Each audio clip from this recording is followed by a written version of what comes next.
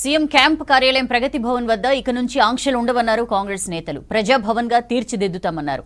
BRS ప్రభుత్వం ఏర్పాటు చేసిన కంచెలను తొలగిస్తున్నారు. దీనిపై మరిన్ని డీటెయిల్స్ షరీఫ్ అందిస్తారు.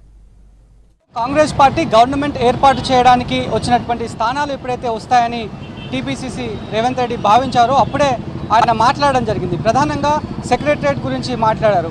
ఇప్పటివరకు ఆంక్షలు ఉండే ఎవరికి కూడా అనుమతి లేదు, ఈవెన్ మీడియాకు కూడా అనుమతి లేదు. చాలా వరకు గొడవలైనాయి. నిరసనకారులకైతే దాదాపు ఒక 150 మీటర్ల దూరంలోనే అడ్డుకొని అరెస్ట్ చేసినటువంటి దాఖలాలు ఉన్నాయి. ఆ తర్వాత మరొక అంశం హాట్ టాపిక్గా ప్రస్తుతం నెలకొంది, అది ప్రగతి భవన్. ప్రగతి భవన్ పైన చాలా వరకు ఆరోపణలు ఉన్నాయి.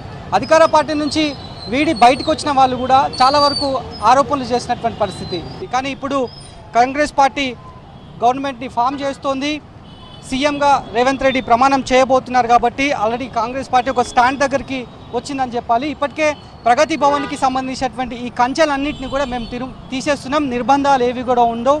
ఎక్కడ కూడా స్వేచ్ఛగా తమకు సంబంధించినటువంటి సమస్యను చెప్పుకోవచ్చు, ముందుకొచ్చి తమ సమస్యను అడగవచ్చు, నిలదీయొచ్చు అనేటువంటి ఒక ఫ్రీ మూమెంట్ని కాంగ్రెస్ పార్టీ ప్రజల ముందు ఉంచబోతుందనే దానికి ఇదొక స్టేట్మెంట్ నిదర్శనం అని చెప్పాలి. ప్రస్తుతం మనం ఎగ్జాక్ట్లీ ప్రగతి భవన్ దగ్గర ఉన్నాం. వాస్తవానికి బేగంపేట ప్రగతి భవన్ అంటే ఒక ఆంక్షలు ఉంటాయి, ఇది హై సెక్యూరిటీ జోన్. వాస్తవానికి ముఖ్యమంత్రి హోదాలో ఉన్నటువంటి వ్యవస్థ, ముఖ్యమంత్రి అధికారులంతా కూడా ఇక్కడ ఉంటారు కాబట్టి ఖచ్చితంగా ఒక హై సెక్యూరిటీ జోన్గానే ఉంటుంది. కానీ గత ముఖ్యమంత్రి కంటే చూసుకుంటే ఉమ్మడి ఆంధ్రప్రదేశ్లో ఉన్నప్పుడు వైఎస్ రాజశేఖర రెడ్డి పాలనలో ఎట్లనైతే ఉండేనో ప్రజల కోసమే ఈ యొక్క దర్బార్ అనేది ఉంటుంది. రోజుకు వేల సంఖ్యలో తమకు సంబంధించినటువంటి సమస్యలు గ్రీవియన్స్ రూపంలో వేల సంఖ్యలో వచ్చి తమ సమస్యలన్నింటినీ కూడా ఈ యొక్క ప్రగతి భవన్లో వచ్చి వాళ్ళు చెప్పేటువంటి దాఖలాలు ఉండేవి. కానీ ఆ తర్వాత ప్రత్యేక రాష్ట్రం ఏర్పాటు అయిన తర్వాత ప్రగతి భవన్కి అన్నిటికీ కూడా ఈ కంచెను ఏర్పాటు చేయడం జరిగింది. ఈ కంచె అంటే మామూలు కంచె కాదు, చాలా వెయిట్ ఉంటుంది. వాస్తవానికి మనం ఇది చూడొచ్చు. ఆ కంచెతో పాటు ఈ యొక్క షార్ప్నెస్గా ఉన్నటువంటి ఇవేవి ఉన్నాయో ఈ షార్ప్నెస్గా మనకి కనిపిస్తున్నాయి. ఈ రకంగా ఉన్నటువంటి షార్ప్నెస్తో దీన్నంతా కూడా ఫెన్సింగ్ చేశారు. వాస్తవానికి అతి కష్టం మీద దీన్ని టై చేయాలన్నా కూడా అతి కష్టమే, దీన్ని రిమూవ్ చేయాలన్నా కూడా అంతే కష్టంగా ఉంటుంది. ఎందుకంటే పెద్ద పెద్ద ధర్నాలు, రాస్తారోకోలు, చాలామంది జన సమీకరణ చేసిన సందర్భాల్లో అక్కడ ఆందోళన చేసినటువంటి ఆందోళనకారులను అడ్డుకోవడానికే ఇది అతి కష్టం మీద పెట్టేటువంటి ఫెన్సింగ్ ఇదంతా కూడా. అంటే ఈ యొక్క రాజుకోటలాగా, కంచుకోటలాగా ఇక్కడ కనిపిస్తూ ఉంటుంది. చాలామంది మాట్లాడుకుంటారు.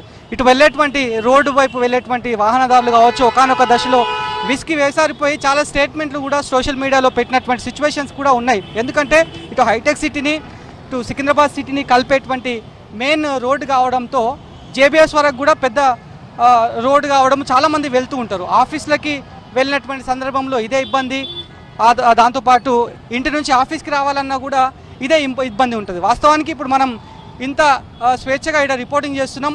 అప్పుడు బీఆర్ఎస్ ప్రభుత్వం ఉన్నప్పుడు ఈవెన్ మనిషి నిల్చున్నా కూడా ఎందుకు గురించి నిల్చోవడం వచ్చింది, ఎందుకు ఇక్కడ రావడం జరిగింది, కెమెరాస్ ఎందుకు మీరు ఓపెన్ చేస్తున్నారనేటువంటి క్వశ్చన్ చేసేవాళ్ళు.